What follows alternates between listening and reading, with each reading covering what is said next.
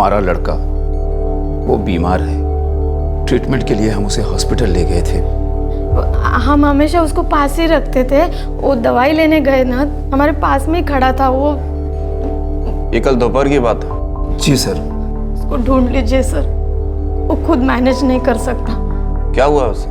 वो थोड़ा मानसिक रूप से बीमार है, लेकिन किसी को नुकसान नहीं पहुंचाएगा, लेकिन अकेले खुद कर भी नहीं सकता सर। उसको ढूंढना पड़ेगा सर, ढूंढ लीजिए। संजय नाम है? जी सर, संजय मूर्ति, 35 साल का है।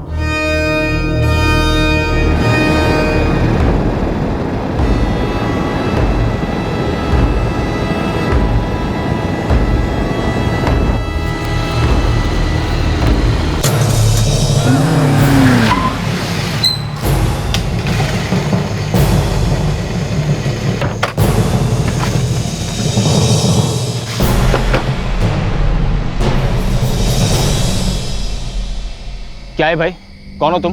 बोला था ना तेरे को, ये आरटीआई के चक्कर में मत पड़। बहुत हीरो बनने का शौक है तेरे को। तुझे क्या लगा तू अपनी इस आरटीआई से सबके कपड़े फाड़ देगा और हम भजन कीर्तन करेंगे, आरती उतारेंगे तेरी? देखो, मुझे जो करना है वो मैं करूंगा, और तुम्हारी इन धमकियों से मैं डरने वाला नहीं हूँ। चलो ऑटो, अब रास्ता छोड़ो। रास्ता तो हम छोड़ेंगे, लेकिन इससे पहले तू ये दुनिया छोड़ेगा।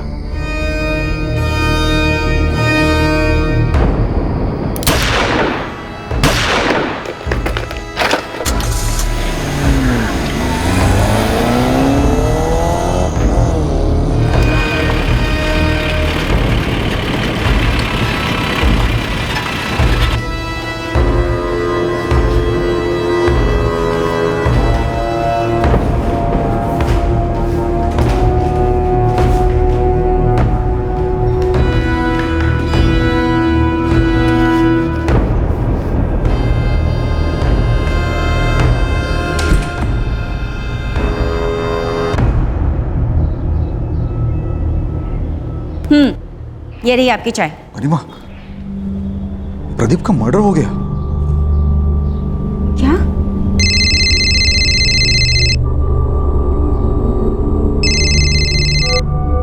हेलो। क्यों बे दीपक उपाध्याय, खबर पड़ी कि नहीं? कौन बात कर रहा है? उस प्रदीप की तरह तू भी बड़ा उछल रहा है। ये लास्ट वार्निंग है। ये जो तेरी आरटीआई गिरी है, इसका दी एंड कर दे, आज के आज। हिम्मत है तो अपना चेहरा दिखा मुझे, सामने आके बात कर। दीपक उपाध्याय, अगर मैंने चेहरा दिखा दिया तो तुम अपने बीवी बच्चों के चेहरे कभी नहीं देखोगे। सुन तो। Hello hello. दीपक, फिर से धमकी? कुछ नहीं। दीपक, मुझे लगता है हमें पुलिस में कंप्लेंट कर देनी चाहिए। मम्मी, पापा, आप लोग पुलिस के पास क्यों जा रहे हो? अरे कुछ नहीं बेटा, वो बस ऐसे ही कुछ काम है। चलो तुम दोनों, बस आ गई होगी ना, जाओ। रुको रुको, मैं ड्रॉप करता हूँ गेट तक। क्यों पापा? अरे ऐसे ही बेटा, मतलब आप दोनों अकेले कैसे जाओगे? पर पापा, हम लोग तो रोज अकेले जाते हैं। आप ऐसे डरे हुए क्यों लग रहे हो? नहीं बेटा, ऐसी कोई बात नहीं है। चलो जल्दी निकलो, नहीं तो बस मिस हो जाएगी। Bye mummy. Bye bye papa. Bye.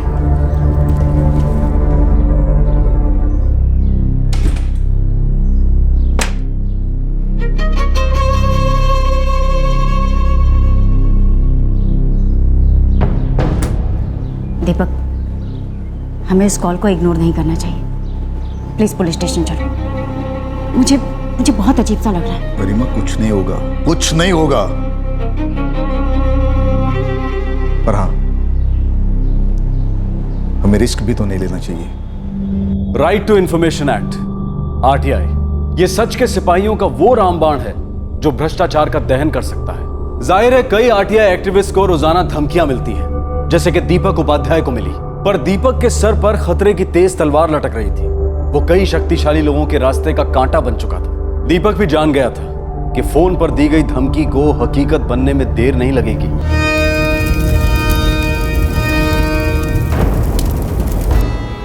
Sir, जिन नंबर से यह धमकियां आ रही है, मैं उन्हें पहचानता नहीं, लेकिन जब भी मैं कॉल बैक करने की कोशिश करता हूं, कोई उठाता ही नहीं। अब वो नंबर मुझे बताइए, हम ट्रैक करने की कोशिश करते हैं। सर, मुझे ढूंढने होंगे।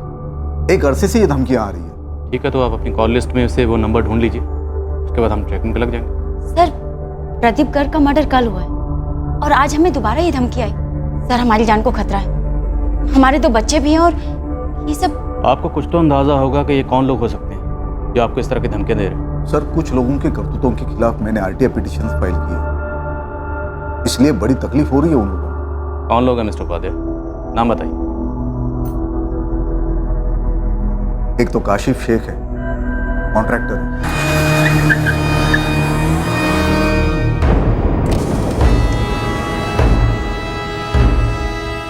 धीरज सैनी, काशिफ शेख का बिजनेस पार्टनर।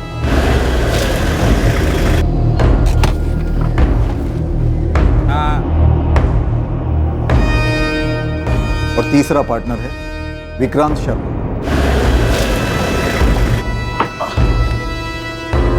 हेलो, हाँ मैं पहुंच गया हूँ।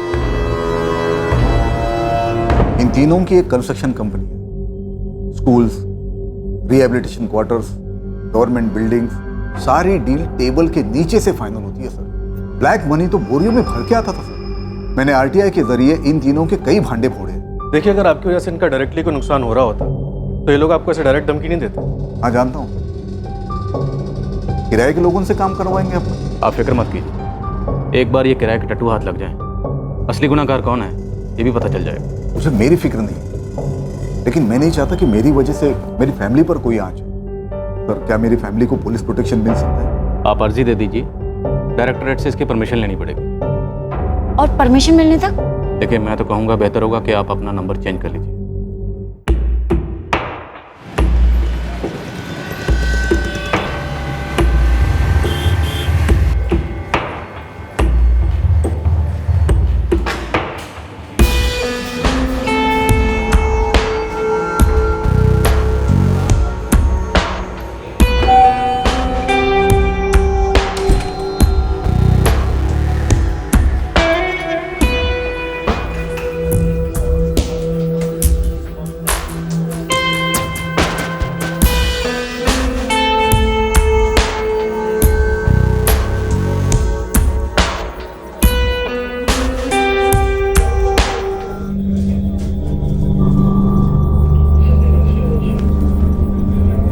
दीपक, सब सही है ना?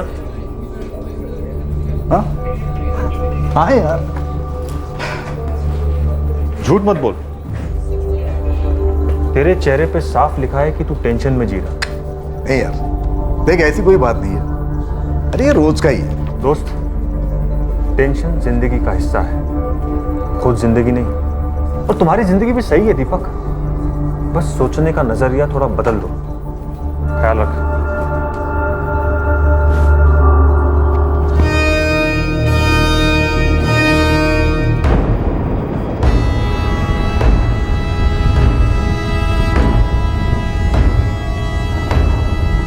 जीवन, समीर।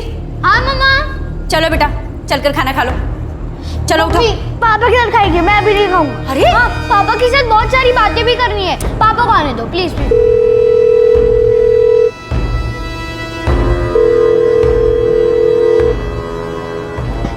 वो खेल रहा है? नहीं, तू रूम में खेल रहा। तो अरे तू हर बार तू नहीं खेलेगा। मम्मी आ जाएगी ना। देख तू हर बार ऐसे करता है। तू ऐसे करता है। जा जा तू जा। क्या कर रहे हो तुम दोनों? पहले खाना खाओ। मैंने कहा ना पहले खाना खाओ। जीवन, पहले खाना।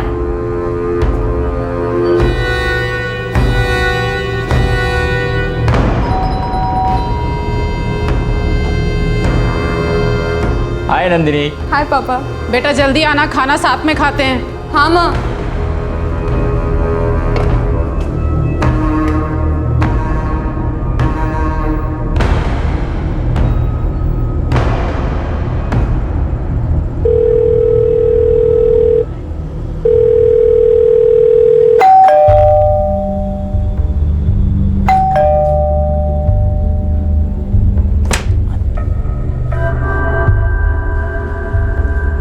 दीपक, ये आपको क्या हुआ? आप ये सब क्या क्या हो? दीपक, आप दीपक, ये सब क्या हुआ दीपक? दीपक,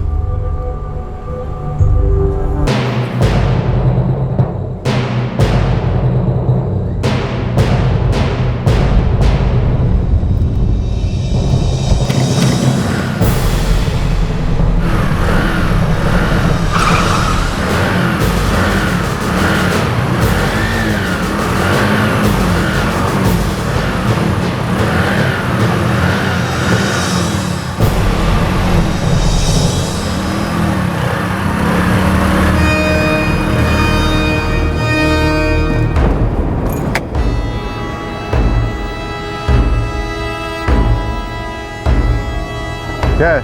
साले फेस टू फेस मिलना था ना तेरे को। कौन हो तुम लोग? मैं पूछ रहा हूँ, कौन हो तुम लोग? कौन हो तुम लोग? अमाद तुम्हारे बाप हैं हम।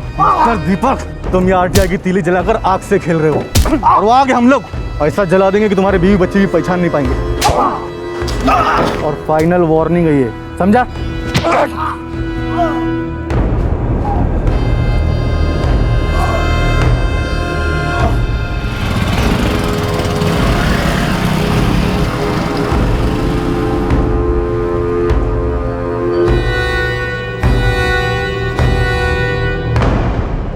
दीपक, दीपक मुझे बहुत डर लग रहा है।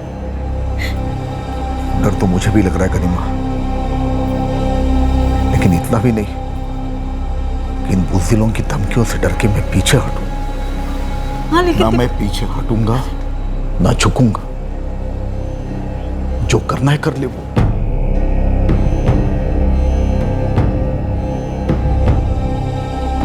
Bye mummy, bye mummy, bye papa, bye papa, bye बेटा। अरे रुको बच्चों,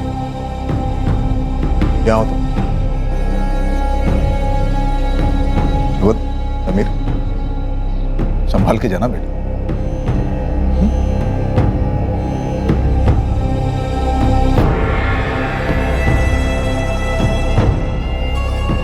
बाय बाय पापा।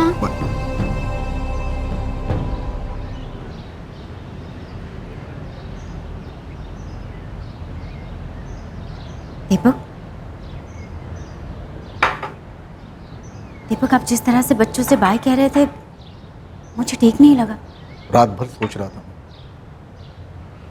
जितना सोचता हूं उतना यकीन होता है कि डरना दरअसल हारना है। दीपक, मैं बस इतना चाहती हूँ कि आपको और बच्चों को कुछ ना हो, बाकी कुछ नहीं। गरिमा, कुछ नहीं होगा। देखो, पुलिस है हमारे साथ, और ये बात उन्हें भी पता है। अगर उन्होंने मुझे मारने की कोशिश की तो वो सारे के सारे मारे जाएंगे।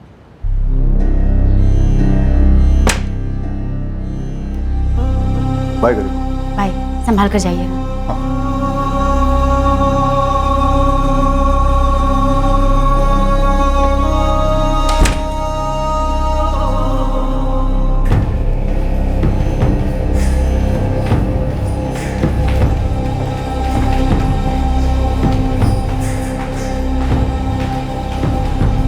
धमकियों के सिलसिले ने एक नया रुख ले लिया था उस दिन। जिस बात का डर था वो हकीकत बनने जा रही थी। खतरे की चिंगारी अब हमले की आग बन रही थी, और इन आग की लपटों ने मौत का नृत्य शुरू कर दिया था।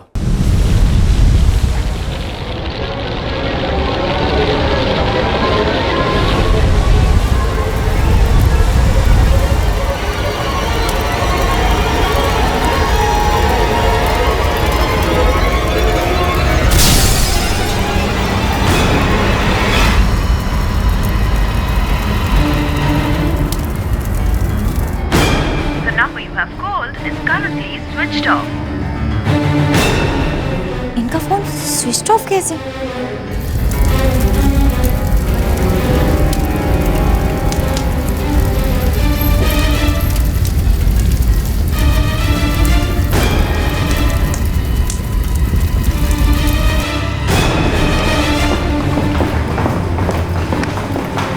सर, कंट्रोल रूम से एक कॉल आया है। नानक रोड पर एक गाड़ी चल रही है। चलो।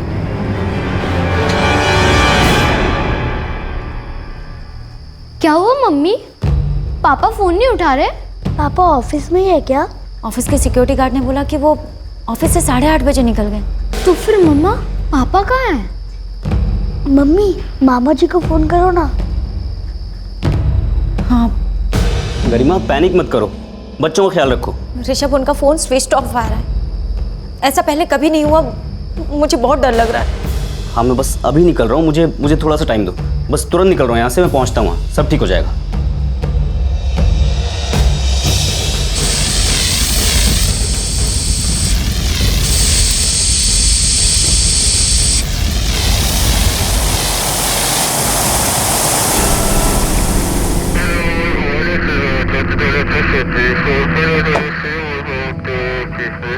नवदेव सर अंदर एक लाश पड़ी हुई है, पूरी तरह से जली हुई।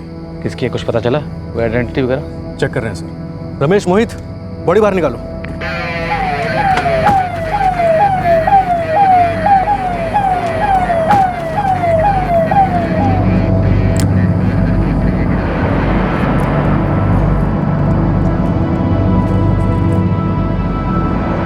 सर अंदर से मोबाइल मिला है, पूरी तरह जला हुआ है। इसका सिम कार्ड देखो और अंदर देखो और क्या है। जी सर। सर बॉडी पे से एक इमरजेंसी कॉन्टैक्ट नंबर मिला है, कोई रीमा उपाध्याय लगता है। कांटेक्ट करो। सर कांटेक्ट हुआ? नहीं, अभी भी स्विच ऑफ ही दिखा रहा है। लगता है उनका फोन होगा। Mummy phone. ये उनका नंबर तो नहीं है। उठाओ तो सही, किसका है? हाँ। हेलो जी, मैं आर्यन मार्ग पुलिस स्टेशन से बोल रहा हूँ। क्या मैं रीमा जी से बात कर रहा हूँ? जी, मैं गरिमा उपाध्याय बोल रही हूँ। जी, क्या ये गाड़ी नंबर XYP4H675 ये किसी आपके जान पहचान वाले की गाड़ी है? ये मेरा मतलब है, ये मेरे पति दीपक उपाध्याय की गाड़ी है। सब ठीक तो है ना? कहाँ है वो? ये काम कीजिए, आप फौरन आर्यन मार्ग पुलिस स्टेशन आ जाइए। पर हुआ क्या है? कोई एक्सीडेंट हुआ है क्या? बताइए ना। मैडम जरा जल्दी कीजिए, आप फौरन आर्यन मार्ग पुलिस स्टेशन आ जाइए। आर्यन मार्ग पुलिस स्टेशन बुलाया तुरंत? कुछ बोल नहीं रहे हैं क्या? हुआ कुछ तो बोला होगा। नहीं ऋषभ, कुछ नहीं बताया। मुझे लगता है जरूर कुछ बुरा हुआ है।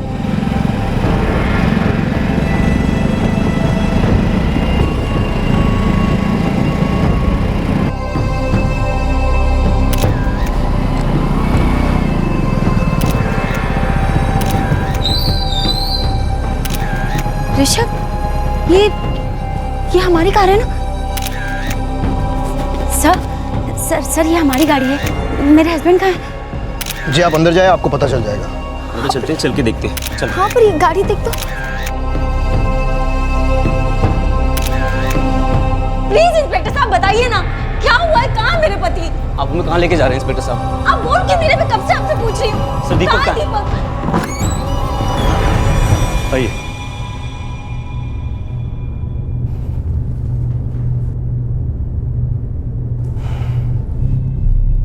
लाश पूरी तरह जल चुकी है, शिनाख्त करना मुश्किल हो रहा है। मुझे देखना, दिखाइए मुझे। क्या ये सारी चीजें आपके हस्बैंड की हैं?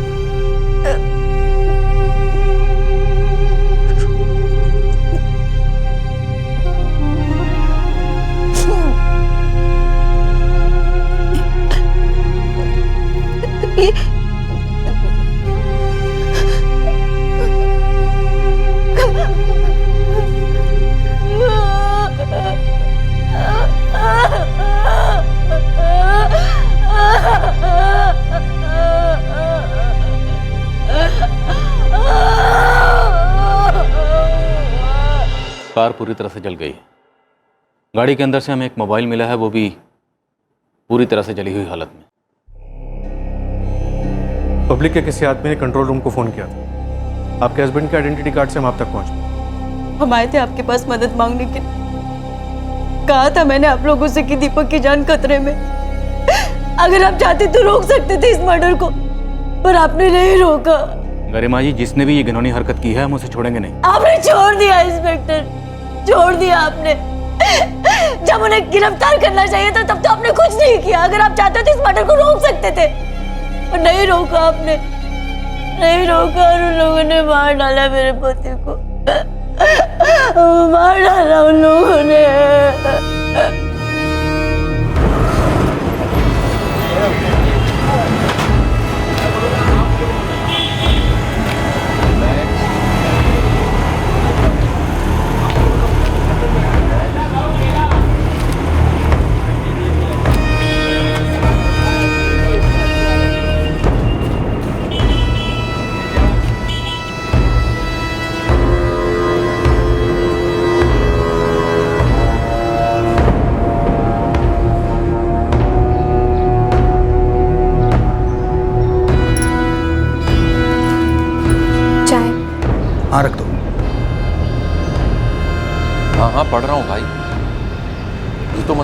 बवाल कर देगा।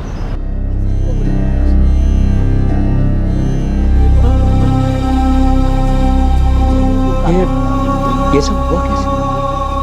कुछ पता नहीं है भाई, पुलिस इन्वेस्टिगेट कर रही है। लेकिन मुझे मालूम है किसने किया है। दीपक की इस आहुति को हम व्यर्थ नहीं जाने देंगे। हम कल पुलिस स्टेशन चलेंगे और धरना प्रदर्शन करेंगे। दीपक के कातिलों को सजा दिलवा के रहेंगे।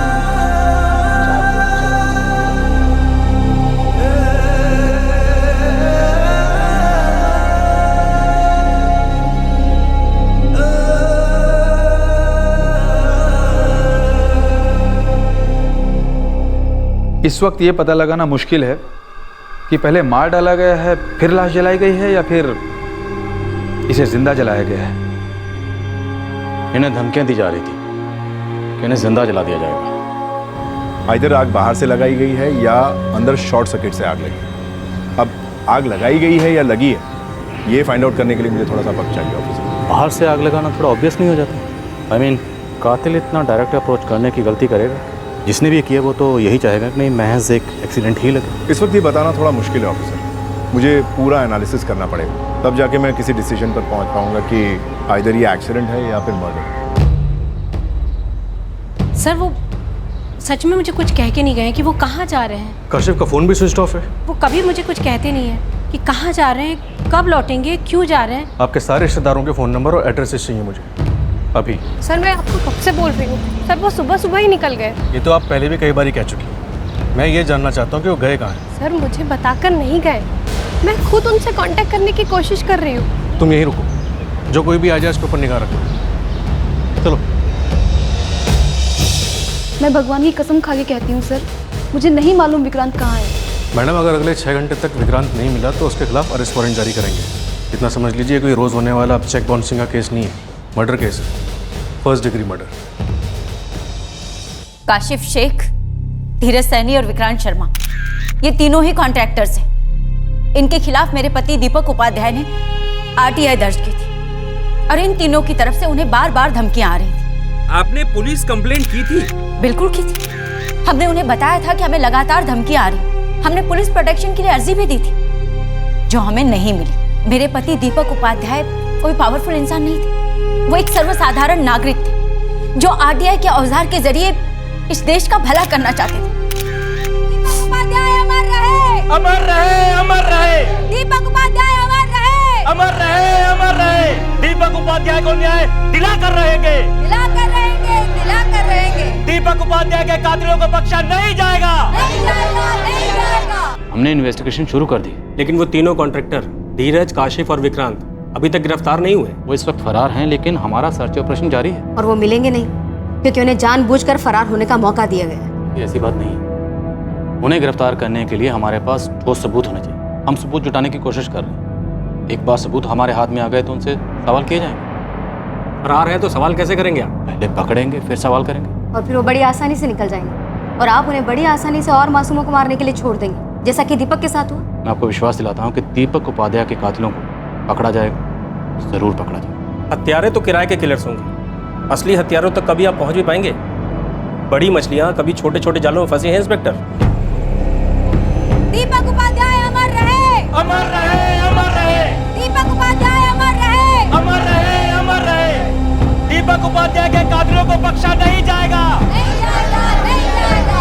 दीपक उपाध्याय के कातिलों को बख्शा नहीं जाएगा, नहीं जाएगा, नहीं जाएगा। दीपक उपाध्याय अमर रहे, अमर रहे, अमर रहे। दीपक उपाध्याय अमर रहे, अमर रहे, अमर रहे। प्रोटेस्ट, प्रदर्शन और आंदोलन आग की तरह फैल गए।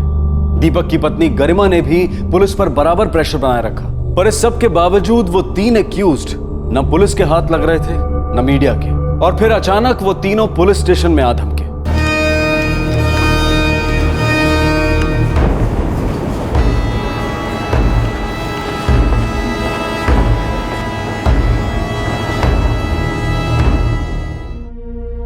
ये है मेरे क्लाइंट्स के एंटीसिपेटरी बेल ऑर्डर। हमने आपके क्लाइंट से अभी एक सवाल भी नहीं किया और आप इतनी सारी चालें चल गए। क्यों नहीं चलता? उस दीपक उपाध्याय की पत्नी गरिमा ने मेरे क्लाइंट्स पर मर्डर का झूठा इल्जाम ठोका। मेरे क्लाइंट्स का दूर दूर तक इस कांड से कोई वास्ता नहीं। सच में नहीं? इंस्पेक्टर साहब, हम कॉन्ट्रैक्टर्स हैं। हाँ, उस दीपक ने आरटीआई से हम लोगों की नाक में दम तो कर रखा था, और हाँ, ये आरटीआई वाली बात सब लोग जानते थे। सब लोग ये भी जानते थे कि वो हमारे खिलाफ था। सर, सरकार का हर डिपार्टमेंट जानता है कि दीपक बेवजह हाथ धोकर हमारे पीछे पड़ा हुआ था। अब सर ऐसे में हम लोग पागल हैं जो उसे मारने का प्लान बनाएंगे? तो फिर आप तीनों से कैसे रोकते? दीपक उपाध्याय ने आरटीआई की जो तलवार आप तीनों के सिर पर लटका रखी थी, उस तलवार को हटाने के लिए आप तीनों कौन सा पैंतरा अपनाते? सर हम उसे समझाते, उससे बात करते आराम से। और अगर वो नहीं मानता तो हम उसे दोबारा से समझाते। अब फिर भी नहीं समझता तो उसे धमकाते। अब फिर भी नहीं समझता तो उसे रास्ते से हटा देते। सर ये धमकाने वाली बात महज एक वहम है दीपक की बीवी का इंस्पेक्टर। 3 रात पहले दीपक को रास्ते में रोककर धमकी दी गई थी कि अगर वो अपनी हरकतों से बाज नहीं आया तो उसे जिंदा जला दिया जाएगा, उसकी लाश भी पहचान में नहीं आएगी। और ठीक वैसा ही हुआ है। लेकिन उससे पहले आपने एक एनसी रजिस्टर की थी जिसमें हम तीनों के नाम थे। सर, और इतना सब होने के बाद भी हम उसे कैसे छूते? सारा इल्जाम तो हम तीनों पर आता। हम खुद की खबर क्यों खुदवाएंगे सर? सर, हम अपनी चिता में आग क्यों लगाएंगे? ये तीनों के तीनों झूठ बोल रहे हैं सर। काशिफ शेख, धीरज सैनी और विक्रांत शर्मा, यही तीनों है मेरे पति के मर्डर के पीछे। गरिमा जी, हमने इन तीनों की अच्छी तरह से पूछताछ की, इनके फोन कॉल्स, इनकी हर डिटेल को चेक किया। अभी तक हमें एक भी ऐसा सुराग नहीं मिला जो इन तीनों को आपके पति दीपक उपाध्याय की मौत से जोड़ता। सर ये आपके लिए कोई पहली बार तो नहीं होगा ना जहाँ किसी खूनी ने बहुत ही बारीकी से अपने सारे के सारे सबूत मिटा दिया। लेकिन आप आरटीआई से उठाकर देख लीजिए सर, मेरे पति के पास इनके खिलाफ सबूत ही सबूत थे। हमने वो सबूत भी चेक किए, बल्कि इन तीनों ने खुद माना है कि इनको दीपक उपाध्याय से परेशानी थी। वो नाराज थे दीपक उपाध्याय से, लेकिन उनका कहना है फिर भी उन्होंने दीपक उपाध्याय का कत्ल नहीं किया। वो झूठ बोल रहे हैं, इस बात का हमारे पास कोई सबूत नहीं। तो फिर कौन और क्यों करेगा सर? कोई सरफिरा आकर तो करेगा नहीं ना। सर इन तीनों ने ही मारा है मेरे पति को, क्योंकि दीपक उनका भांडा फोड़ने वाले थे। आप एक बार दोबारा से जोर देकर सोचिए इस बात पर। ऑफिसर, हमने एक एक पुर्जा चेक किया, एक एक वायर चेक किया, बट नो, ये शॉर्ट सर्किट का केस नहीं। आग बाहर से लगाई गई है। आग लग गई है, लगाई गई है? लगाई गई। देखो, पूरी कार की बॉडी के ऊपर पेट्रोल छिड़का गया, गाड़ी के चारों तरफ और जमीन पर हमें पेट्रोल के ट्रेसेस। दीपक उपाध्याय कार के अंदर था, तो क्या ये पॉसिबिलिटी है कि पहले दीपक उपाध्याय को मार दिया गया हो, फिर उसकी लाश और कार दोनों को जला दिया गया? ऑफिसर, मैं इतना श्योरिटी के साथ कह सकता हूँ कि पूरी गाड़ी की बॉडी के ऊपर पेट्रोल छिड़का गया। विक्टिम कार के अंदर था और खिड़कियां और दरवाजे बंद थे। अगर ऐसा था तो दीपक गाड़ी में आग लगने से पहले या तो मर चुका था या फिर वो बेहोश था। कैसे कह सकते? सर, उसका मोबाइल पूरी तरह से जल चुका था। अब अगर वो जिंदा होता या होश में होता तो किसी को फ़ोन करने की कोशिश करता कि गाड़ी में आग लग गई है, मैं फंस गया हूँ, मुझे आके बाहर निकालो, या खुद कुछ करके बाहर निकलने की कोशिश करता। क्या इस केस का कोई दूसरा या तीसरा एंगल हो सकता है? कहीं ऐसा तो नहीं इन 3 कॉन्ट्रैक्टर्स को सामने लाकर असलियत को दबाया जा रहा हो? सर, कोई पर्सनल मैटर भी हो सकता है।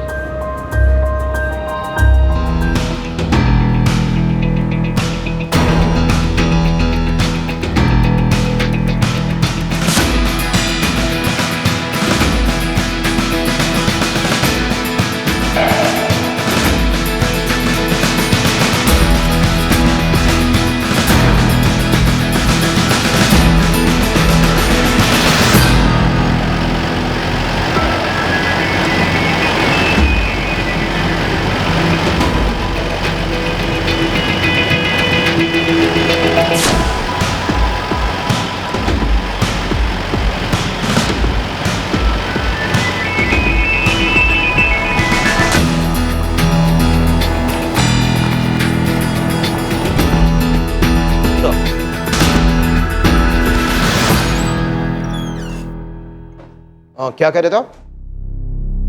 ये नंदिनी है, हमारी बेटी नंदिनी। क्या हुआ इन्हें? ये मिसिंग है। Good morning inspector Ashwini, Dharmesh Thakur बोल रहा हूँ। हाँ इंस्पेक्टर ठाकुर। ये पेपर में एक न्यूज़ पढ़ रहा था, कार में जलकर कोई सुसाइड का केस। परसों रात का केस है। ये माजरा क्या है? यार हमें पहले लगा मर्डर है, जली हुई कार, बुरी तरह से जली हुई लाश, तो हमने उसका एड्रेस निकाला, उसके फोन से उसके भाई का नंबर भी मिला। उसके घर पहुंचे तो देखा उसके बीवी बच्चे भी मरे हुए। उसी ने उन्हें पहले मार डाला था और नोट भी लिख गया। वैसे इस केस में इंटरेस्ट कैसे? तुम्हारे किसी केस से कोई ताल्लुक? आपके इस केस से एक बात चमकी मेरे दिमाग में, शायद इससे मेरे केस में कुछ मदद हो। Thank you inspector Ashwini, thank you very much.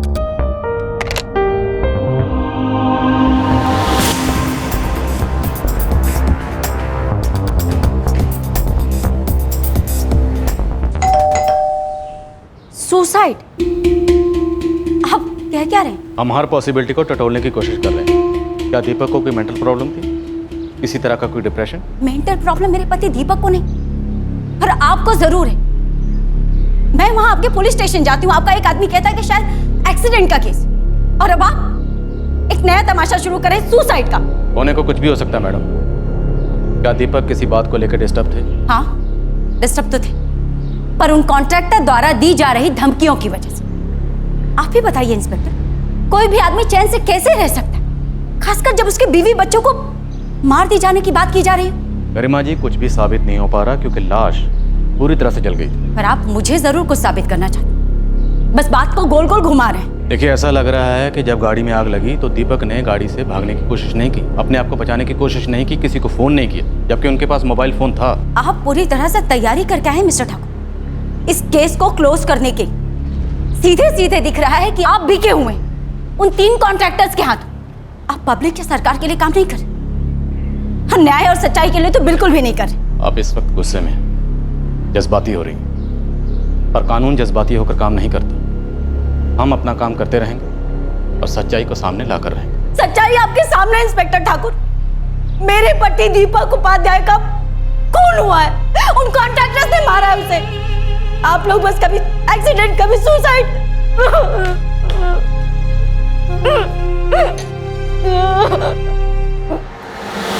ये कोई पर्सनल मामला हो सकता है। बस लग रहा है कि ये कोई पर्सनल मामला है।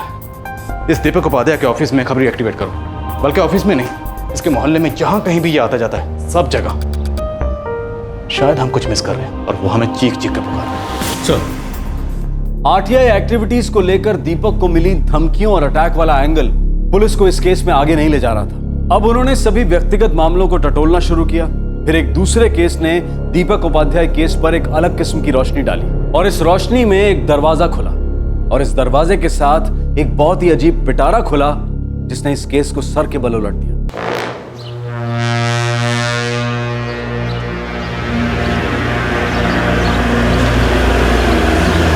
नमस्कार सर। कुछ मिला?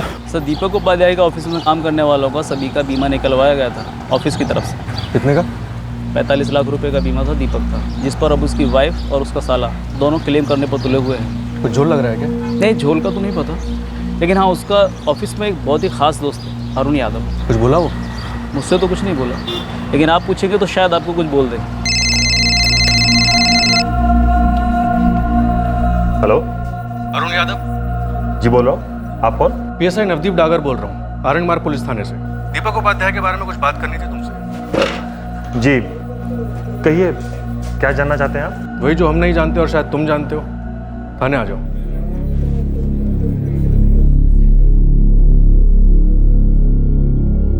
जी हाँ, दीपक की वाइफ गरिमा और उसके भाई ऋषभ ने इंश्योरेंस क्लेम किया है।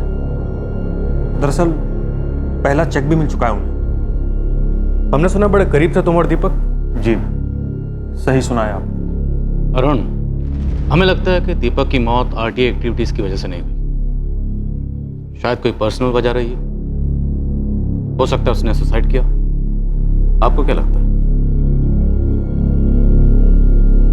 आपकी जुबान खामोश है लेकिन चेहरा बहुत कुछ बोल रहा है। दीपक किस बात को लेकर डिस्टर्ब था?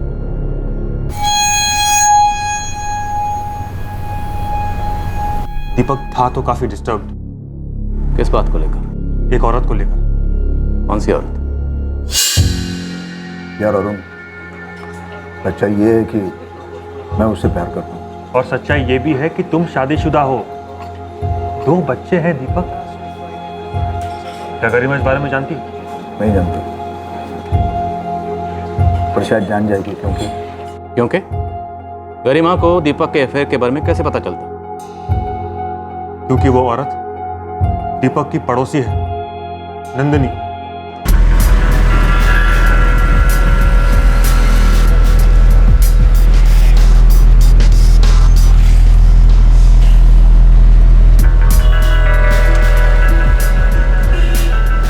मैं नंदिनी को ऑफिस ड्रॉप करता था कभी कभी, फिर ये कभी कभी रोज रोज का हो गया। फिर ड्रॉप करते करते, पिकअप करते करते कब प्यार हुआ पता ही नहीं चला। प्यार, लव बड़ा भारी शब्द है भाई। जानता हूं, लेकिन उससे भी भारी शब्द है शादी। अरुण, गरिमा के साथ मेरी शादी तो बहुत बड़ी भूल थी। क्या गरिमा दीपक के इस अफेयर के बारे में जानती है? जी हाँ, इस बात को लेकर दोनों में हमेशा बहुत झगड़े होते थे, इसीलिए दीपक का दिमाग हमेशा टेंस रहता था। मैंने उसे कई बार नसीहत दी कि भूल जा नंदिनी, टेंशन जिंदगी का हिस्सा है, खुद जिंदगी नहीं। बस सोचने का नजरिया थोड़ा बदल दो। क्या ये हो सकता है इन सब झगड़ों से परेशान होकर दीपक ने सुसाइड किया? सर, मैं श्योरली तो नहीं बोल सकता, पर दीपक था काफी डिस्टर्ब्ड। वो लोग इस केस को क्लोज करना चाहते हैं, कहते हैं सुसाइड केस था। बस उन्हें केस को जैसे तैसे क्लोज करना।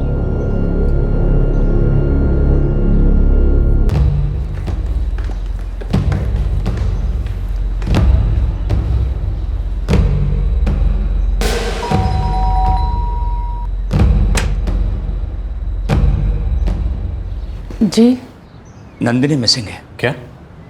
1 हफ्ता पहले वो घर से गई थी, तब से हमें उसकी कोई खबर नहीं है। हम ढूंढ ढूंढ के थक गए, हमने पुलिस कंप्लेंट भी लिखवाई थी। लेकिन ऐसे अचानक कहाँ चली गई? हमारे पड़ोसी दीपक उपाध्याय की मौत के बाद वो बहुत मायूस हो गई थी।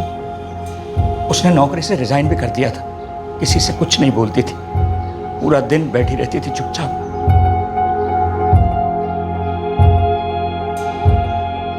क्या आपको पता था कि नंदिनी और दीपक का अफेयर चल रहा था?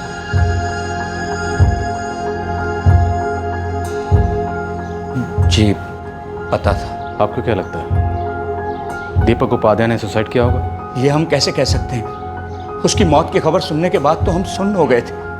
हमें नंदिनी की बहुत चिंता सताने लगी थी। नंदिनी दीपक से बेहद प्यार करती थी और उसकी मौत के बाद वो टूट सी गई। इंस्पेक्टर, जैसे भी वो आप उसे ढूंढ निकाली। हम समझ सकते हैं कि दीपक की मौत के बाद उसकी दुनिया में अंधेरा छा गया था, पर अब तो कई दिन हो गए हैं। जिंदगी ऐसे तो नहीं जी जा सकती। लेकिन नंदिनी गई कहाँ? पता नहीं इंस्पेक्टर, पर कई अखबारों में हमने इश्तिहार दिए, उसकी फोटोग्राफ छपवाई, पर कोई रिस्पॉन्स नहीं। हम समझ ही नहीं पा रहे हैं कि इंतजार का दुख हमें क्यों दे रही है वो। सर, इस गरिमा से भी पूछताछ बनती है, शायद ये कुछ छुपा रही है। No, I don't think so. पहले हमें इस केस की गहराई तक पहुंचना होगा। सबसे पहले हमें इस नंदिनी राजपूत को ढूंढना होगा। एक बार ये नंदिनी राजपूत हमारे हाथ लग गई तो सारी सच्चाई खुद ब खुद सामने आ जाएगी। नंदिनी राजपूत हमें क्लियर करेगी कि दीपक उपाध्याय का मर्डर हुआ या उसने सुसाइड किया। ये केस एक तीर से 2 निशाने वाला लगता है। जिसने दिल तोड़ा उसकी जान ले लो और उसकी मौत की कीमत भी खुद ही वसूल करो।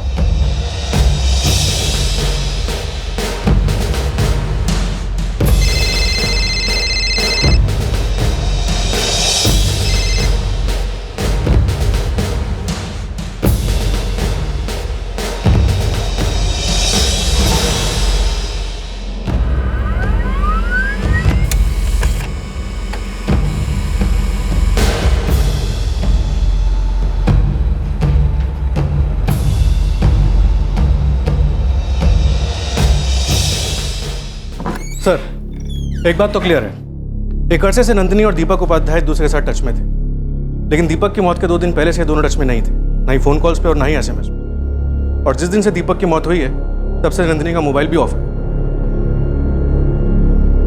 नंदिनी के फादर का कहना था कि नंदिनी कुछ डिस्टर्ब थी, किसी से कुछ नहीं बोलती थी, पूरा दिन बैठी रहती थी चुपचाप।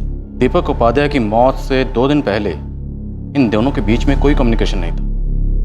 No SMS, no calls. ऐसा क्यों हुआ होगा?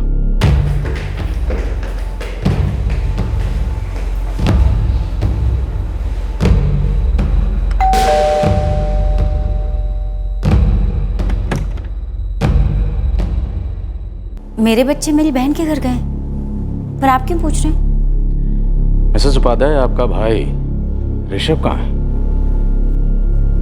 वो वहां अपने घर होगा, पर बात क्या है बताइए तो। आपके अलावा और इस बात को कौन जानता था कि आपके पति का अफेयर आपकी नेबर नंदिनी राजपूत के साथ चल रहा था? आप तो जानती थी, फिर भी ये बात आपने हमें नहीं बताई। कोई तो वजह रही होगी जिसकी वजह से आपने ये बात हमसे छुपाई। वजह ये थी इंस्पेक्टर कि आप लोग इस केस को कभी सुसाइड कभी एक्सीडेंट पता नहीं क्या क्या करार दे रहे थे, जबकि सच्चाई ये है मेरे पति को उन कॉन्ट्रैक्टर्स ने जलाकर मार डाला। मैं नहीं चाहती थी कि उनके अफेयर वाली बात की वजह से ये केस कहीं और गुम रहा हो। आप एक बात समझ लीजिए इंस्पेक्टर, मेरे पति के अफेयर से इस मर्डर केस का कोई ताल्लुक नहीं, समझे आप? हमने जो समझना था समझ लिया, अब आप भी ये समझ लीजिए, आपके पति की मौत का अगर कोई कारण है तो वो उनका पर्सनल अफेयर है। अब आशिकी में किसने जान दी, किसने जान ली, ये हम बहुत जल्दी पता लगा लेंगे। आप जो भी बोलना चाहते हैं साफ साफ बोलिए। साफ साफ तो आपको बोलना चाहिए था मैडम, लेकिन आप तो चुपचाप बैठी रही, जबकि हम कोई और ही एंगल पकड़कर तहकीकात करते रहे। ये केस मर्डर का है या सुसाइड का, अगर कोई शख्स जानता है तो वो शख्स आप हैं। चलिए मान लेते हैं कि मेरे पति की उस लड़की के साथ दोस्ती थी, खास किस्म की दोस्ती या जो भी, लेकिन मेरे पति उसके लिए, उस लड़की के लिए सुसाइड नहीं कर सकते, बल्कि वो किसी भी कारण के लिए सुसाइड नहीं कर सकते इंस्पेक्टर। उनके 2 बच्चे हैं, 1000 जिम्मेदारियां थी उनके सर पर। आपके पति नंदिनी राजपूत से शादी करना चाहते हैं? सवाल ही नहीं उठता इंस्पेक्टर, वो किसी के लिए भी हम तीनों को नहीं छोड़ सकते थे। फिर भी आपको इस बात का डर तो था? हाँ था मुझे इस बात का डर कि एक दिन अचानक से वो मुझे छोड़कर चले ना जाए। आप दोनों में बहुत झगड़े होते थे? मैंने कहा ना इंस्पेक्टर कि मेरे पति का मर्डर उन 3 कॉन्ट्रैक्टर्स ने करवाया।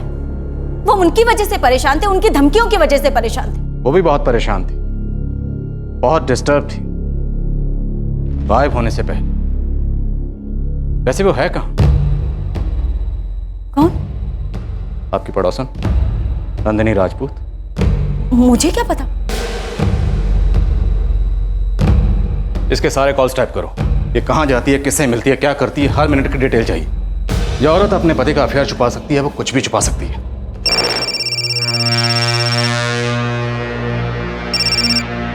हेलो मिस्टर अभय है क्या? बोल रहा हूँ। मिस्टर अभय, आपकी बेटी नंदिनी मुंबई में है। आप कौन है? आपको कैसे पता? अखबार में फोटो देखी तो फेस कट से मालूम पड़ा, और फोटो के नीचे फोन नंबर दिया था, इसलिए तेरे को फोन लगाया। सुनो, मुंबई में कहाँ? मुंबई में कहाँ है मेरी नंदिनी? Hello hello. कौन था?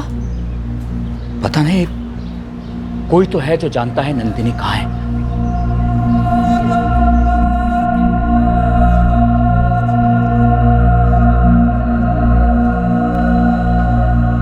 दीपक भैया के कातिल का कुछ पता चला है ऋषभ?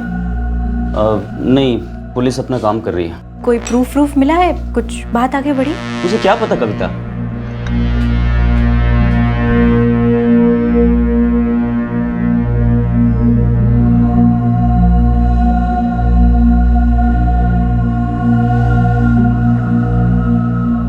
दीपक, आप जिस तरह से बच्चों से बाय कह रहे थे मुझे ठीक नहीं लगा। सर, किसी ने नंदिनी के पिता अभय को फोन किया, बोला नंदिनी मुंबई में। और कुछ नहीं बोला? अपना नाम वाम कुछ भी? नहीं सर, अज्ञात कॉलर था। नंबर ट्रैक किया? मुंबई के कांदिवली इलाके से था, किसी पीसीओ से। मुंबई? माजरा क्या है? क्या गेम चल रहा है? मुझे लगता है कोई नंदिनी को पकड़वाना चाह रहा है, उसे सामने लाना चाह रहा है। सर, हमें ये अफेयर और इंश्योरेंस वाली बात ना पता चलती तो शायद ये कॉल आता ही नहीं। ये कॉल आया तो नंदिनी के पिता अभय को था, लेकिन दरअसल ये कॉल हमारे लिए था, हमें गुमराह करने के लिए। मैं बोल रहा हूँ ना, मुंबई में है, जल्दी चले आओ और ले जाओ अपनी बेटी नंदिनी को। देखो, सच बोल रहा हूँ मैं, और यही सही होगा उसके लिए। ए भाई, अरे कैसा बाप है रे तू? तेरी बेटी की तेरे को जरा भी फिक्र नहीं किया? देख, अभी तेरे को लास्ट टाइम बोल रहे है, ताबड़ तो मुंबई आ जा, वरना तेरी नंदिनी शायद तुझे कभी दिखाई नहीं देगी। हमें कुछ भी समझ में नहीं आ रहा है सर, क्या करें? अब मुंबई कोई छोटा सा गांव तो है नहीं, 2 करोड़ लोगों की आबादी में हम अपनी नंदिनी को कैसे ढूंढेंगे? बहुत डर लग रहा है इंस्पेक्टर साहब। सर, कोई भी हमें ऐसा फोन क्यों करेगा? हमारी बेटी को कोई तो खतरा होगा। सर, बाकी के दोनों फ़ोन कॉल्स भी वहीं से ट्रेस हुए हैं, मुंबई के कांदीवली इलाके से। दोनों अलग अलग पीसीओ से किए गए। मुंबई के कांदीवली इलाके में आपका कोई रिश्तेदार है? मुंबई? नहीं सर, वही तो मैं कह रहा था, मुंबई में हमारा कोई नहीं है। दोनों बार एक ही बंदे ने फ़ोन किया था? दोनों बार आवाज़ सेम थी? वही आवाज़ थी सर, बहुत भारी सी आवाज़ है उस आदमी की। ये फ़ोन कॉल्स महज फ़ोन कॉल्स नहीं है, दरअसल इशारे हैं। चेतावनी समझिए सर, हालात ठीक नहीं। मुंबई पुलिस को इन्फॉर्म करो, उनकी मदद की जरूरत पड़ेगी। चूहे बिल्ली का खेल शुरू हो गया, खेलना तो पड़ेगा।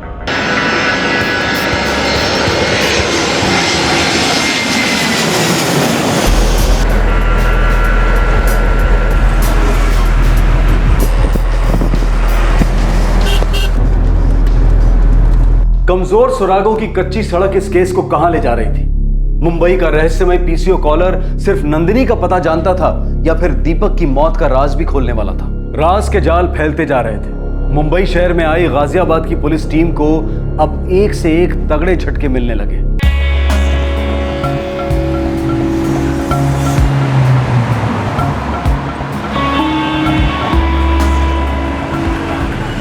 चेहरा याद नहीं रहता हमें तो तारीख कैसे याद रहेगी? और कौन कब आता है फ़ोन करने यहाँ? अपने को क्या करना है? मैं तो ये फ़ोन की तरफ देखता तक नहीं हूँ, बस बिल फाड़ा, पैसा लिया, निकल पड़ो। और कोई रोज़ रोज़ आए तो? मोबाइल का ज़माना ऐसा है, रोज़ रोज़ स्टडी करने कौन आता है यार? सर दूसरे पीसीओ पर चलते हैं।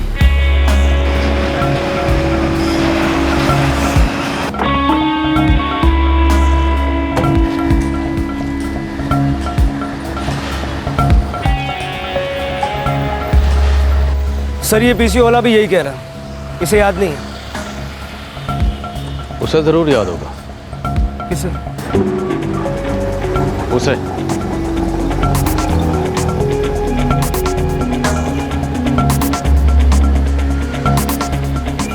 इस महीने की 21 तारीख 1:45 से 2:15 के बीच का फुटेज मिलेगा? हाँ सर, ज़रूर मिलेगा। हम लोग तो 3-3 महीने का फुटेज संभाल कर रखते हैं, क्या पता कब काम आ जाए।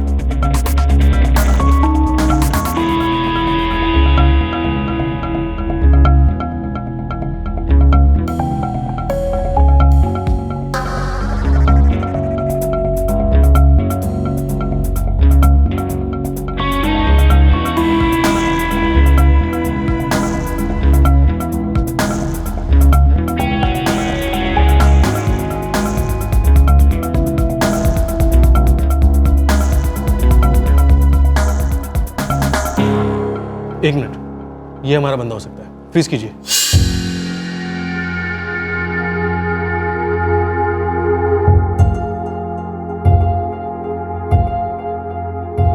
जरा इसकी टी शर्ट पर जूम करिए।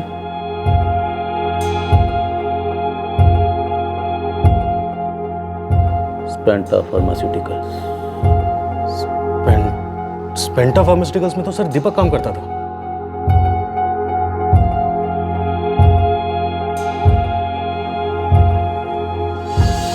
यहाँ आसपास कोई स्पेंटा फार्मा की ब्रांच या फैक्ट्री है? हाँ बिल्कुल है सर, यूनिट नंबर 471 सर। ये बस 4 लेन छोड़ के ही है और ये यहाँ की सबसे पुरानी यूनिट है सर। बड़ा ही पेचीदा मामला है। दीपक उपाध्याय की कंपनी के मुंबई ब्रांच का कोई आदमी नंदिनी के माँ बाप को फ़ोन करके उसके ठिकाने के बारे में इन्फॉर्म करता है। सर हो सकता है ये दीपक का कोई पुराना दुश्मन हो। Quite possible. मोहब्बत और दुश्मनी में इंसान का दिमाग बड़ा ही टेढ़ा चलता है। एक बात होता है, ये केस हमें काफ़ी लंबे अरसे तक याद रहने वाला है।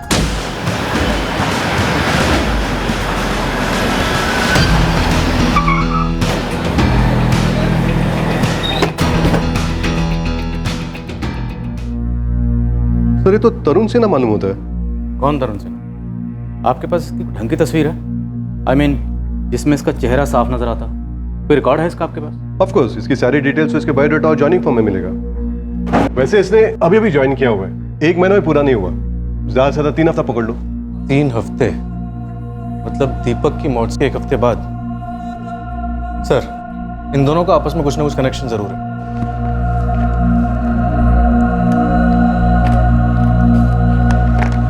ये है तरुण सिन्हा की सारी डिटेल्स। सर वैसे आज तरुण का ऑफ डे है।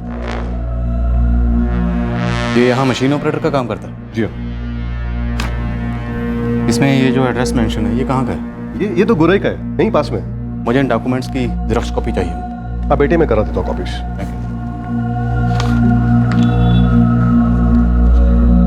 पावड़े साहब, इस बंदे पे 24 घंटे निगरानी रखनी होगी। पॉसिबल है? बिल्कुल पॉसिबल है सर, अभी करवा दें।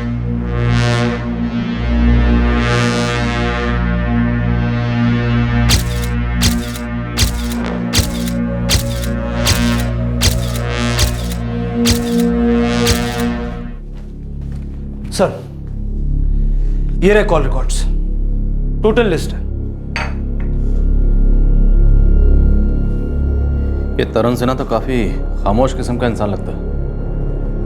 सिर्फ 2 ही नंबर्स के कांटेक्ट में और दोनों से बहुत कम वक्त के लिए बात हुई है। जरा पता करो ये दोनों नंबर्स आखिर हैं किसके। सर, शिंदे। सलाम साहब, फोटोज वाइफ है इस पंटर की, फैमिली प्लानिंग चल रही है। हम दो, हमारे अभी नहीं। इसने एक घर अभी भाड़े पे लिया है, 3 हफ्ते भी फुल नहीं हुए। इस बंदे के साथ सब कुछ 3 हफ्ते पहले ही क्यों शुरू हुआ है?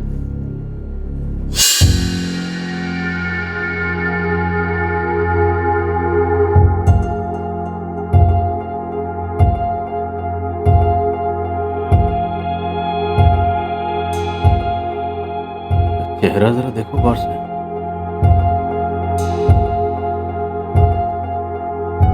हमारे पास फोटो है ना उसका?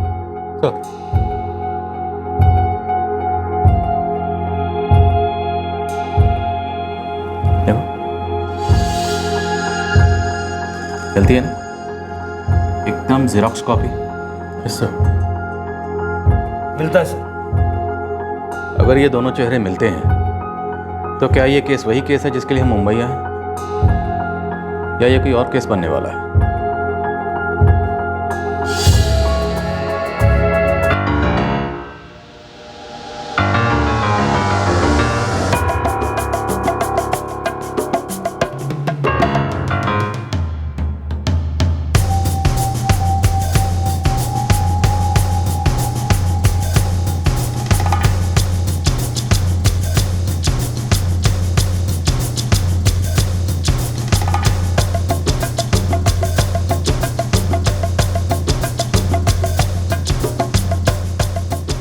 सर, आपका शक सही निकला।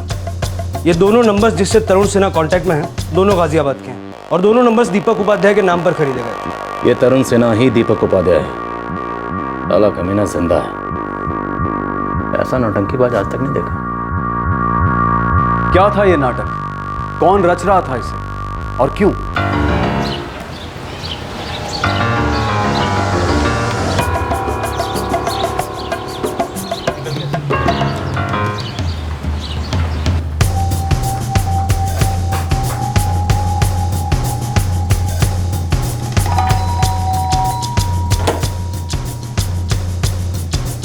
नंदिनी राजपूत। हाँ जी। आप लौट चलिए, आपको आपके घर ले जाने आए हैं। क्या मतलब है आपका? बात क्या है? आपके पति का नाम क्या है? तरुण सिन्हा। पक्का? लॉक कर दे। बड़े बदतमीज हैं। है कौन आप? क्या है? तरुण सिन्हा। हाँ, मैं हूँ तरुण सिन्हा। झूठ, तुम झूठ बोल रहे हो और ये तरुण सिन्हा भी एक झूठ है। Excuse me. क्यों? मिस्टर स्वर्गवासी दीपक उपाध्याय। क्या क्या बोलिए आप? हो कौन आप? अरे क्या? एक मिनट मेरी बात सुनिए। ये क्या हो रहा है? देखिए, आपको कोई गलत फहमी।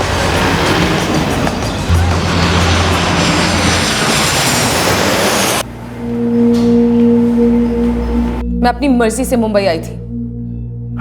मर्जी आपकी, तैयारियां दीपक की। अच्छी पार्टनरशिप है। देखिए, ये दीपक नहीं तरुण है, तरुण सिन्हा। मैं इनसे दीपक की डेथ के बाद मिली थी। ओह हाँ, अच्छा, आप इनसे दीपक की डेथ के बाद मिली थी। मिलते ही फट से प्यार हो गया, फट से शादी हो गई। आप तो मतलब इंस्टेंट नूडल्स को भी कंपटीशन दे रही है मैडम। सर, क्या दीपक उपाध्याय लगा रखा है? I am not Deepak Upadhyay, I am Tarun Sinha. झूठ है। नो, सच है। आरटीआई, कुछ याद आया? राइट टू इंफॉर्मेशन, सच जानने का हक। सच जानने का हक तो हमारे पास भी है कि सच क्या है, दीपक उपाध्याय या तरुण सिन्हा।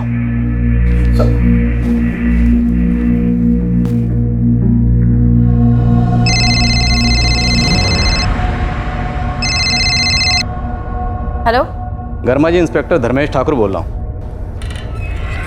केस सॉल्व हो गया। क्या सच में आपने दीपक के कातिल को पकड़ लिया? जी नहीं, हम दीपक उपाध्याय के कातिलों को नहीं ढूंढ पाए, और जिस शख्स ने अपना कत्ल खुद ही किया हो उसके कातिलों को कोई कैसे ढूंढ सकता है? आप फिर से मर्डर केस को सुसाइड का नाम देने हैं। नहीं गरिमा जी, ये सुसाइड केस नहीं है बल्कि पुनर्जन्म का मामला लगता है। मुबारक हो, आपके पति जिंदा है और उनका जन्मदिन मनाने के लिए हम उन्हें मुंबई से यहाँ ले आए। आइए, आप भी पुलिस स्टेशन आकर खुद अपनी आंखों से देख लीजिए। मैं नहीं मानती इस बात को। हमें भी इस चमत्कार को मानने में थोड़ा वक्त लगा। तो आप आ रही हैं या आपको लाने के लिए पुलिस स्टेशन से किसी को भेजूं? दीपक कैसे जिंदा हो सकते हैं?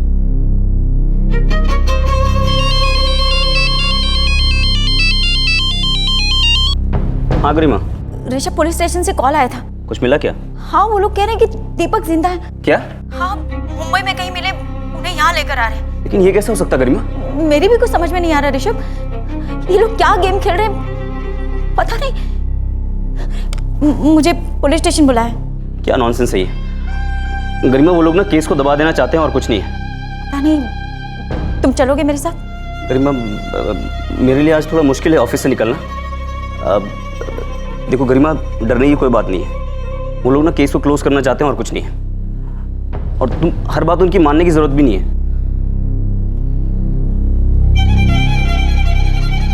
कुछ बोलती क्यों नहीं? क्या है ये सब? और ये आदमी कौन है? पुलिस का कहना है कि आदमी दीपक है, और पुलिस ये भी कह रही है कि तुमने और दीपक ने मिलकर कोई साजिश की है। क्या हो रहा है ये सब?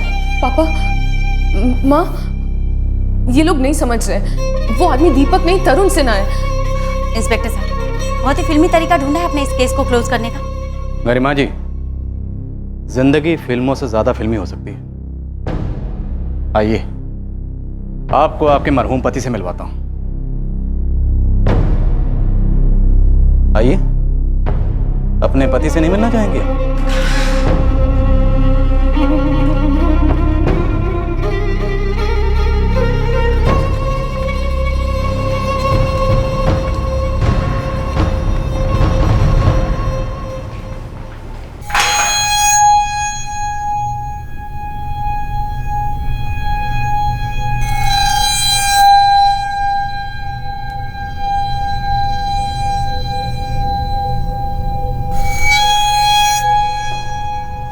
दीपक उपाध्याय, आपके पति।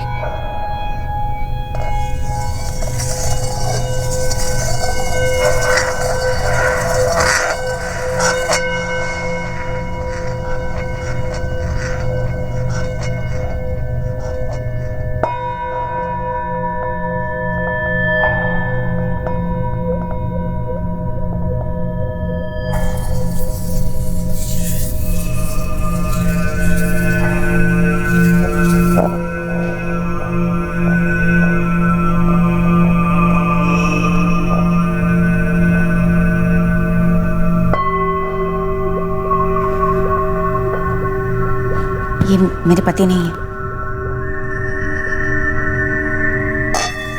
ये वाकई में मेरे पति नहीं। सर, क्यों इन सब की और मेरी जिंदगी के साथ ऐसा गंदा मजाक कर रहे हैं आप?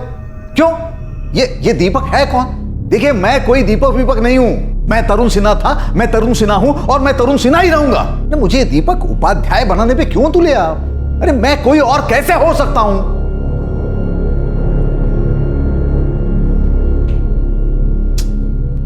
एक आदमी मुंबई से आपके माँ बाप के घर फोन करता है, आपका राज खोलता है,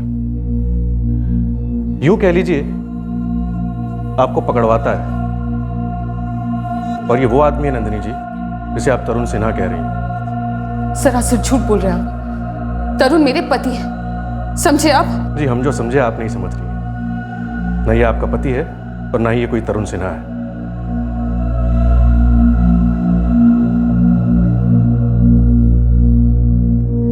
जो भी हो, ये मेरे पति नहीं है। और मैं जानती हूं कि आप लोग कोई गेम खेल रहे हैं। 100% गेम खेला जा रहा है गरिमा जी। बस ये पता लगाना बाकी है कि कौन सा खिलाड़ी किस टीम का। आपके पति ने अग्नि को साक्षी मानकर जिस हाथ से आपको थामा था, उस हाथ पर आपने क्या देखा? अब कहना क्या चाहते हैं? यही कि तरुण सिन्हा के हाथ पर आपने ऐसा क्या देखा जिससे आपको यकीन हो गया कि वो तरुण सिन्हा नहीं बल्कि आपका पति दीपक उपाध्याय ही।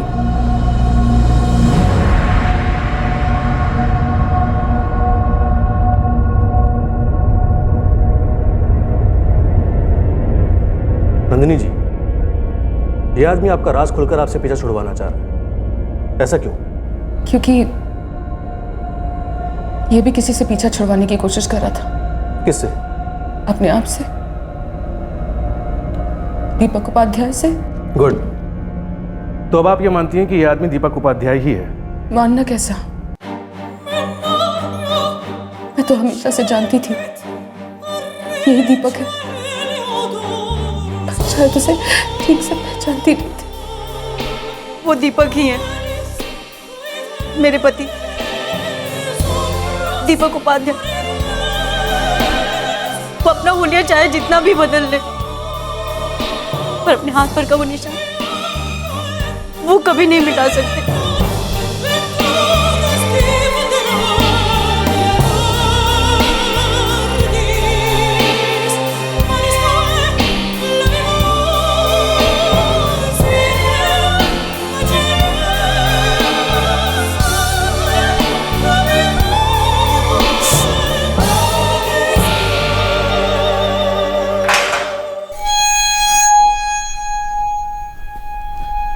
मिस्टर दीपक उपाध्याय बड़े शातिर खिलाड़ी निकले थे, लेकिन जब कानून का शिकंजा कसता है ना, तो बड़े बड़े खिलाड़ी क्लीन बोल्ड हो जाते हैं। तुम्हारी पत्नी गरिमा तो इस बात को कबूल करने के लिए तैयार ही नहीं थी कि तुम उसके पति हो।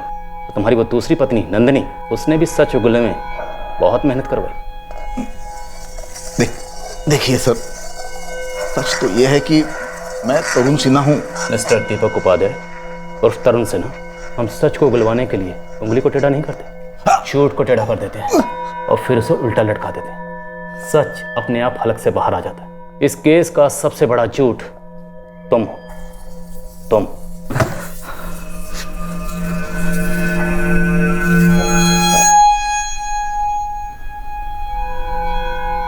हाँ,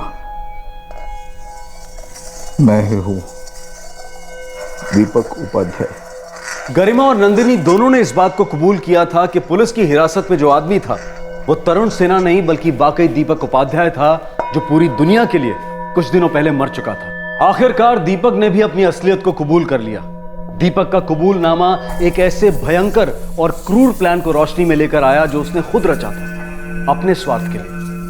कार में जो बुरी तरह से जली हुई लाश रखी थी, लाश किसकी थी? दीपक, जीवन, समीर, जल्दी आओ।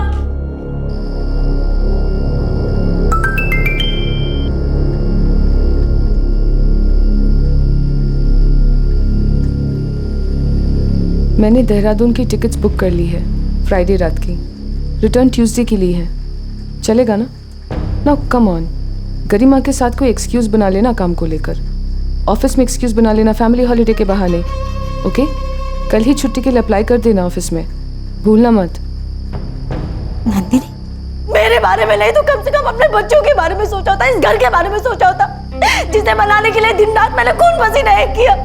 दीपक, दीपक, तुमने और नंदिनी ने मिलकर मेरी और मेरे बच्चों की जिंदगी बर्बाद की। मैं आखिरी सांस तक तुम दोनों को नहीं छोड़ूंगी। सुना तुमने? नहीं छोड़ूंगी मैं तुम दोनों को। नंदिनी और मेरे अफेयर को छुपाने की मैंने लाख कोशिश की, छुपा नहीं पाया। सर, मैं उसे कह नहीं पाया कि अब मैं उसे प्यार नहीं करता। जीजा जी क्या कर रहे हैं आप? ये गरिमा का कोई ख्याल नहीं है? ऋषभ, ये क्या जीजा जीजा जी लगा रहे हो? देखो, तुम पहले मेरे दोस्त थे ना, तो साले तो बाद में बने हो। मैं अपनी बहन का भाई हमेशा से था और रहूंगा। देखो ऋषभ, मैं नंदिनी से प्यार करता हूँ और आगे भी करता रहूंगा। आपका ये प्यार मेरी बहन और उसके बच्चों की जिंदगी बर्बाद कर रहा दीपक। मन करता ना यहीं पे तुम्हें जान से मार डालूं मैं। तुम्हें क्या लगता है मैं उन तीनों को ऐसे ही छोड़कर चला जाऊंगा? तो पागल हो गए हो क्या? मैं उन तीनों की जिंदगी पूरी तरह से सेट करके जाऊंगा। वो भी खुश, मैं भी खुश। वादा करता हूं कि तू भी खुश रहेगा। गरिमा मुझे समझ ही नहीं पा रही थी, पर मेरा दोस्त, मेरा साला ऋषभ, वो समझ गया सर कि मेरे दिल में क्या था। मैं बहुत बुरी तरह से डिप्रेशन में चला गया। मेरे मन में सुसाइड के ख्याल आते थे। मैं सोचता था कि खत्म कर दो ये सब कुछ, जान दे दो अपनी।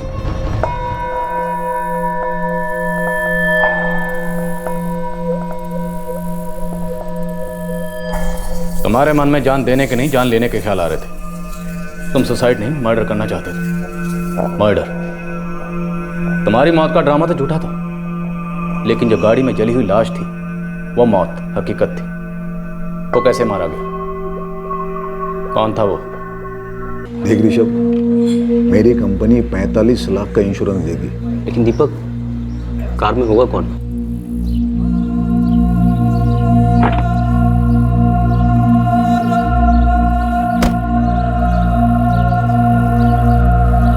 अरे सुनो, अरे सुनो,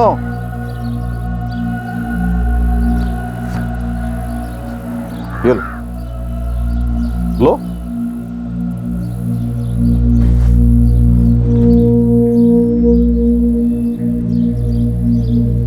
अरे क्या कर रहे हो? क्या कर रहे हो? हाँ, क्या कर रहे हो? भूख लगी है? भूख लगी है? खाना खाना है?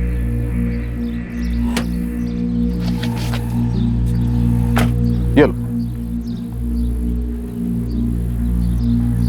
लो, खाओ।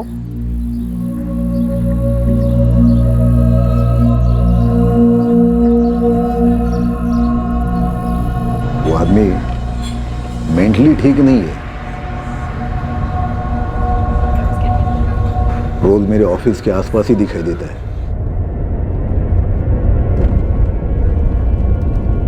उसकी हाइट, उसकी बॉडी मुझसे काफी मिलती जुलती थी। ओए ब्रदर, ओए कैसा है? भूख लगी है? ओए भूख लगी है? भूख, खाना खाओगे? चलो आ जाओ। बैठो बैठो बैठो।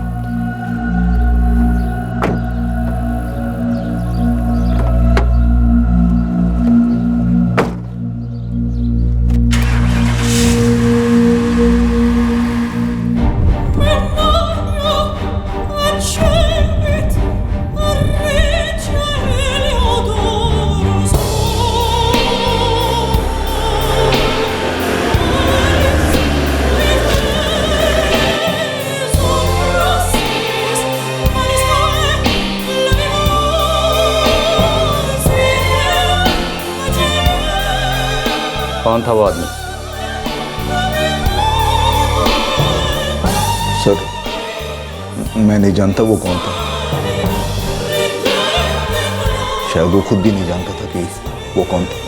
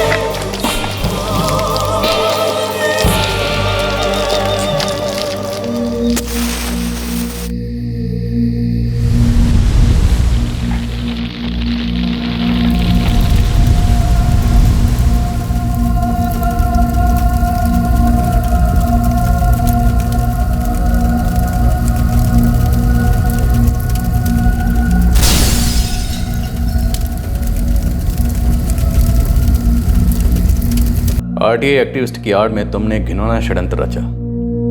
पर आरटीआई को लेकर वो धमकियां, क्या वो धमकियां वाकई तुम्हें मिल रही थी? उस प्रदीप की तरह तू भी पड़ाव चल रहा है। ये लास्ट वार्निंग है। मुझे मेरी फिक्र नहीं है, लेकिन मैं नहीं चाहता कि मेरी वजह से मेरी फैमिली पर कोई आंच। सर, क्या मेरी फैमिली को पुलिस प्रोटेक्शन मिल सकता है?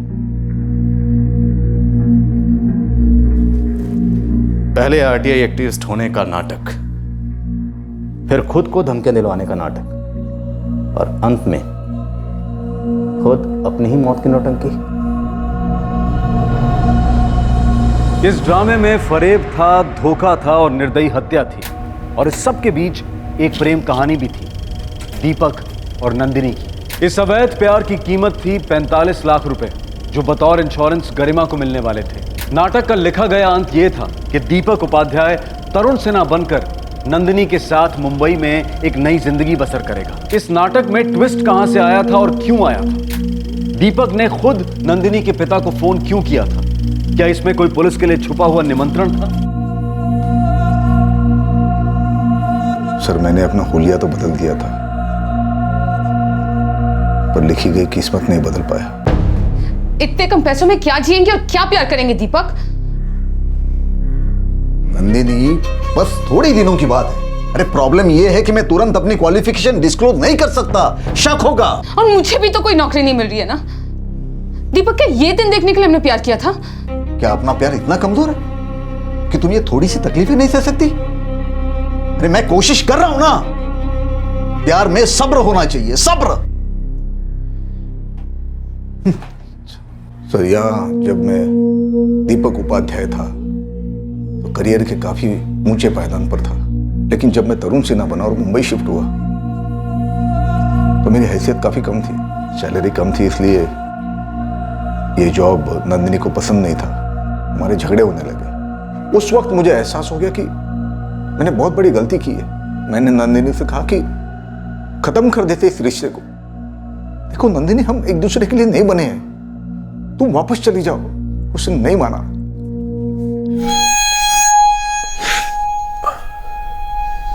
क्योंकि हमने शादी भी तो कर ली थी ना सर। शादी? तुमने नंदिनी से शादी कब की? मर्डर के बाद? और असली नामों के सर्टिफिकेट है? दीपक उपाध्याय, तरुण सिन्हा या फिर कुछ और?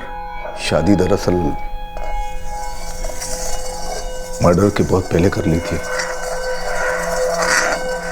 जब मैं गरिमा के साथ था। हाँ माँ, प्यार था वो, प्यार था वो। पूरी तरह से हो चुके थे हम एक दूसरे के। 1 साल पहले हम दोनों ने शादी कर ली थी और मुझसे ये सब लड़कों को देखने का चक्कर संभाला नहीं जा रहा था, सो भाग गई उसके साथ। तुम भाग गई उसके साथ, पर वो तुम्हें अपने से दूर भगाना चाहता था।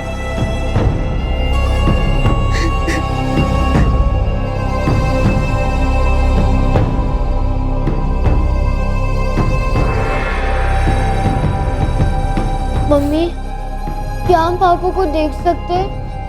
देखना है तो देख लो बेटा, पर मैं नहीं जानती कि क्या वो वही आदमी है जो तुम दोनों से और मुझसे इतना प्यार करता। नहीं जानती मैं।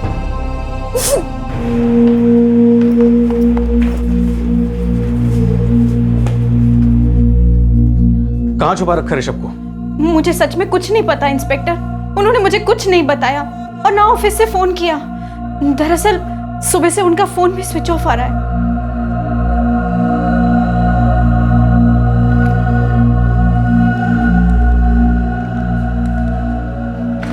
सर, ऋषभ का फोन अभी भी स्विच ऑफ जा रहा है। हमने उसका फोन ट्रैकिंग पे डाल दिया। जो भी हो, मुझे ये ऋषभ चाहिए किसी भी सूरत में। सर, पिछले 5-6 महीनों में 7-8 मिसिंग कंप्लेंट्स आई हैं। अब ये दीपक को आइडेंटिफाई करना होगा, उसने किस आदमी को मार डाला था।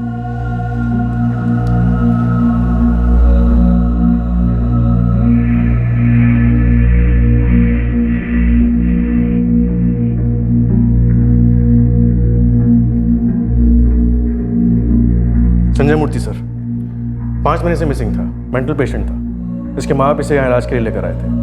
हमारा लड़का वो बीमार है, ट्रीटमेंट के लिए हम उसे हॉस्पिटल ले गए थे।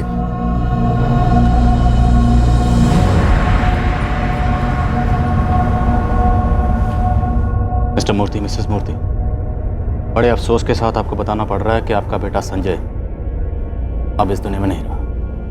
क्या? पर कैसे? उसका मर्डर हो गया।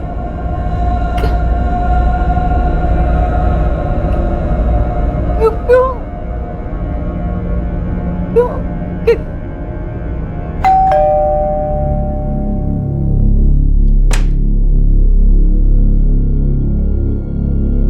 मुझे नहीं पता ऋषभ कहाँ है।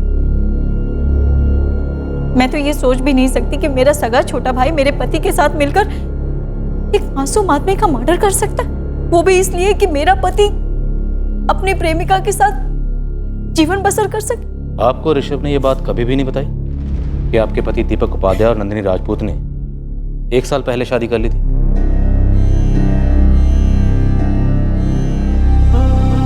शादी 1 साल पहले? नहीं, मुझे किसी ने कुछ नहीं बताया। मुझे तो लगता है कि मेरा पति मेरा कभी था ही नहीं। उसने कभी किसी से सच्चा प्यार नहीं किया, ना ही मुझसे और ना ही उस नंदिनी से।